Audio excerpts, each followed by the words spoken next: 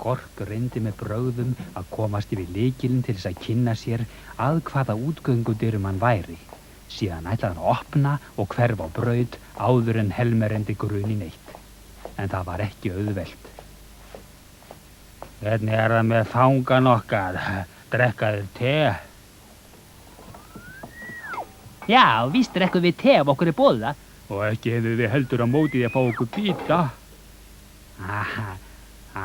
Skiljanlegt, ekki drekkum bara te á þess að hafa eitthvað meðlæti. Nú skulum við sjá hvað ég hef hér í pokahorninu.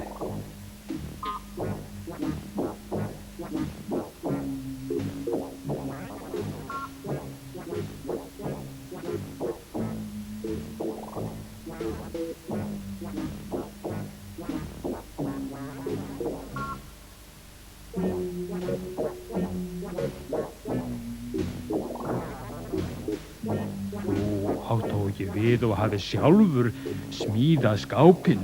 Það var vel að verki staðið. Já, einmitt, en skemmtilegt að ykkur skuli lítast vel á hann. Sjálfur ég prýðilega ánægður með hann.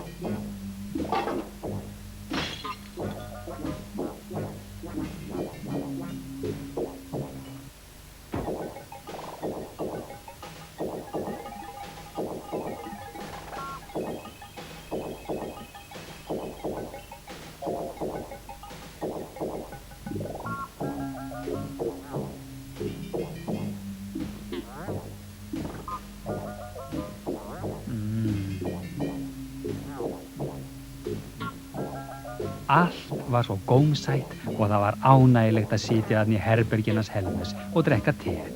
Lúkas var að minnstakosti svo ánægður að hann steingleymdi að þeir voru í raun og veru fangar og hann eiginlega væri reiður.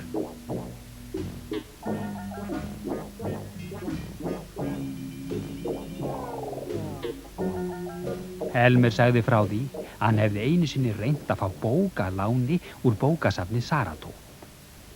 Allir voru úti síðdegis að tína epli, en Helmer var kvefaður og hann langaði svo til að líta í eitthvað.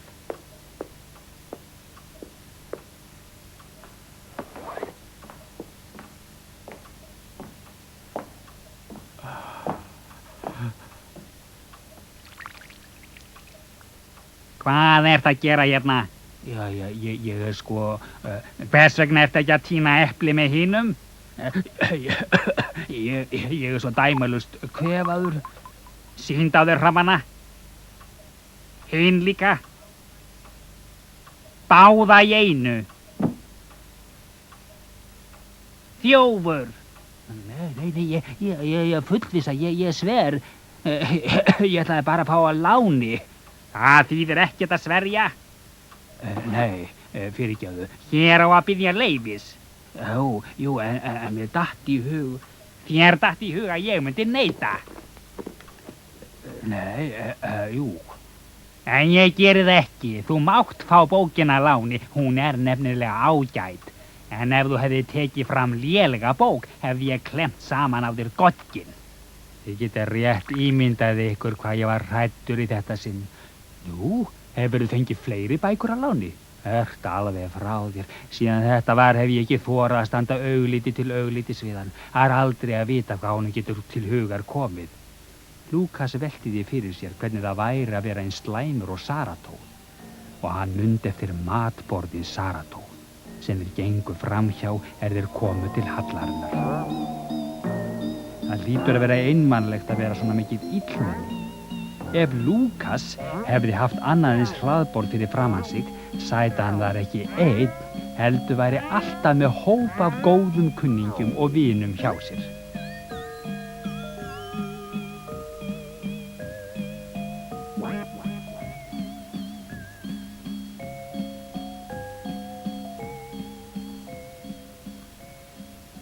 En Malísa litlu skárri en Sarató.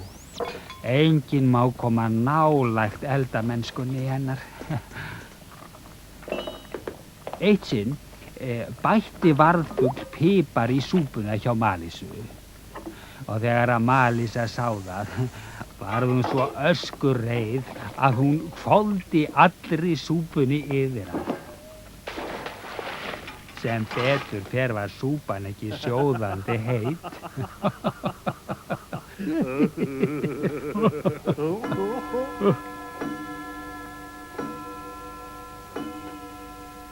Það var kominn morgun og Sarató gat vaknað á hverri stundu.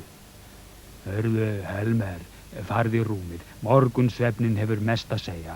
Ef maður sefur ekki á þeim tíma getur heilinn farið að skreppa saman. Heilinn í mér heldur sér áreiðanlega eins og hann er. Þú skalt þetta fara og hvíla þig.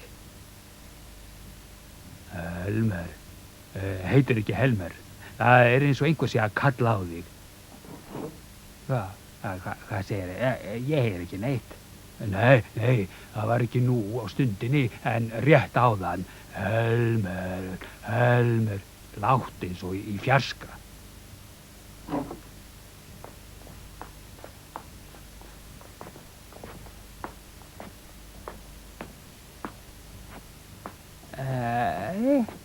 Ég heyr ekkert. Víst, farðu fram og hlustaðu. Farðu hinum megin við hornið.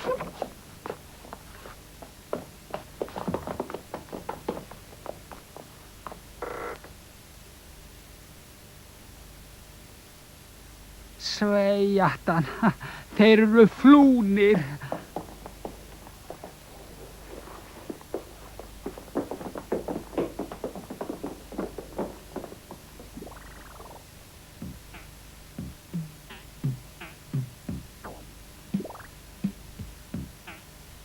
Lúkasi fannst kjánalegt að hlaupa á eftir þeim sem var að elta þá. En það er ef til vill minni hætta á að Helmer hlaupi aftur á bak þar sem hann er að hlaupa áfram. Þarna höfum við þær. Hvað? Hverjar? Dyrnar sem Helmer hljóp út um. Það eru útgöngudyrnar. Komið, nú förum við.